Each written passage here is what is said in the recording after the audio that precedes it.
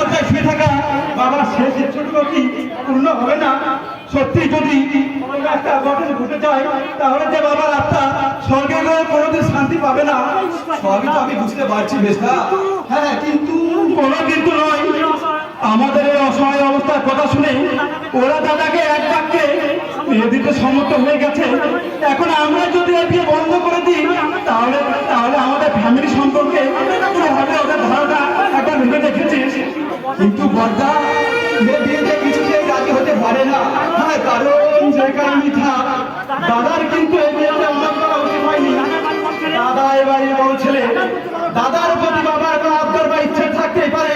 সেই ইচ্ছাটুকু পূর্ণ করার মানসিকতা যদি বর্দা না থাকে তাহলে আমরাই বা তাকে বড় করে মান্য কেমন করে? বর্দাও তো রক্ত মাংসের মানুষ বেশটা, তার ইচ্ছা অনিচ্ছার কথাটাও তো আমাদের ভাবা উচিত। কিসের ইচ্ছা অনিচ্ছা? বাবার যদি কোনো কিছু একটা হঠাৎ হয়ে যায় তাহলে কিন্তু আমি বর্দাকে কখনোই ক্ষমা করবো না। তোরা আমায় ক্ষমা করিস রঘু। তোদের এই প্রস্তাব কখনোই আমার পক্ষে মেনে নেওয়া সম্ভব না হলেও তোমাকে মেনে নিতে হবে দাদা। তোরা ঠিক বুঝতে পারছিস রঘু? বেশটা বুঝতে না পারলেও আমি কিন্তু সবকিছু বুঝতে পারছি বর্দা। আমি তোমার কাছে নিরুপায় হয়ে মৃত্যু শয্যায় শুয়ে থাকা ওই বাবার শেষ ইচ্ছাটুকু তুমি তুই এখানে বলছিস? কেন বলবে না দাদা? তুমি শুধু একবার মত দাও, আমরা তোমার বিয়ের ব্যবস্থা করছি।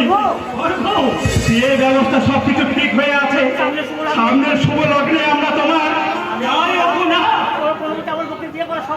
তোদের কথা মতো কোনো মতে আমার পক্ষে বিয়ে করা সম্ভব নয়।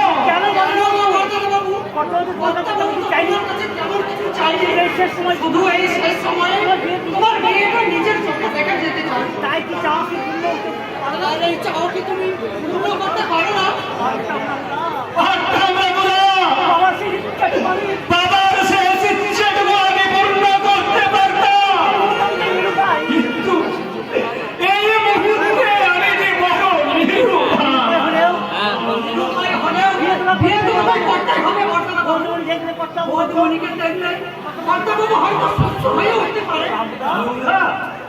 কেমন বোঝাবুঝি আমি তোমাদের কেমন করে বোঝাবুঝি? তোমাদের কথা মতো যে বিয়ে করে আমার পক্ষে সম্ভব নয়। কারণ এই মুহূর্তে বকুলের সঙ্গে আমার বিয়ের কথা শুনলে বাবার যদি কোনো আরো অঘটন ঘটে যায়, যদি বাবার কোনো বিশেষ কোনো খারাপ কিছু ঘটে যায়, না না আমি পারবো না। কেন পারবো না দাদা? কি অসুবিধা আছে তোমার? সব কথা বলা সম্ভব নয় নিরন্ত, সম্ভব নয় বর্দা। তোমার যদি সৎ সাহস থাকে আরে তাহলে সব কথা তোমাদের সবার সামনে খুলে বলা উচিত। নক্ষত্র সব কথা আমি খুলে বলতে পারতাম, কিন্তু বাবার শরীরের কথা ভেবে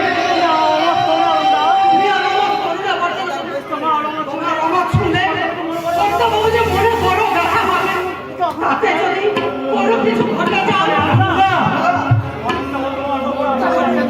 তোমার উপর বড় আশা করে বসে আছেন তো, তাই তো দিন রাত শুধু তোমায় খুঁজছে। আর গিন্নিমাকে বলছে মরার আগে ধ্রুবর বিয়েটা যদি দিতে পারতো তাহলে সত্যিতে মরতে পারতাম। এত বড় ইচ্ছেটা তুমি পূরণ করো বর্তমান বাবু, তুমি পূরণ করো। কিন্তু তাদের কোনো মতে সম্ভব নয়। কেন সম্ভব না? প্রথম সন্তান অনেক বেশি স্নেহ ভালোবাসা দিয়ে তোকে আমরা মানুষ করেছি। আমাদের প্রতিযোগের কোনো কর্তব্য নেই বাবা। তোমাদের কর্তব্য রক্ষায় আমি নিজেকে বলি দিতে পারি না, কিন্তু আমার সত্যকে বলে দিতে পারি না।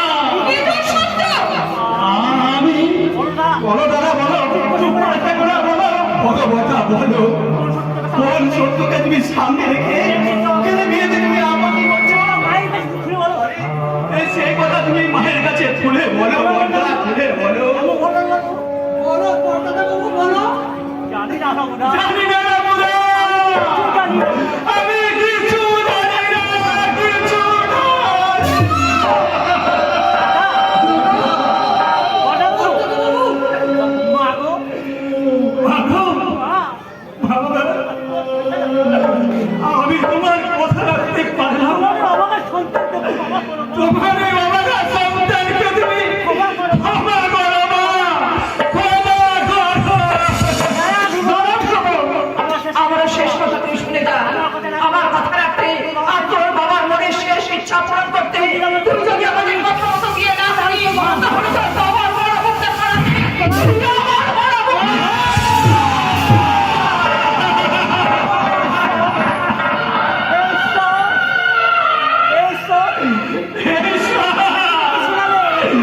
হে তুমি কি শোনালে ঈশ্বর? হে তুমি কি করবে?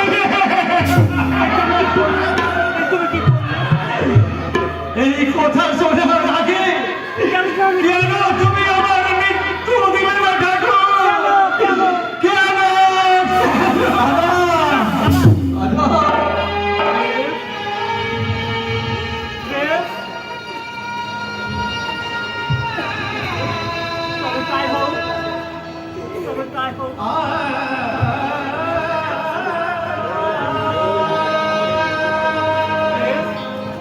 বেশ, তবে তাই তোমাদের ইচ্ছের যুবক আসছে বলি হোক।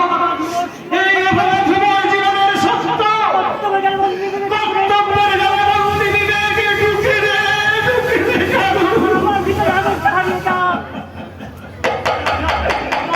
আমার ভিখারি আদর্শ হারিয়ে যায় ওই মৃত্যুর স্রোতে। তবু আমি তোমাদের মুখে হাসি ফোটাতে কথা দিলাম মা। তোমাদের কথা মতো বিয়ে আমি করব।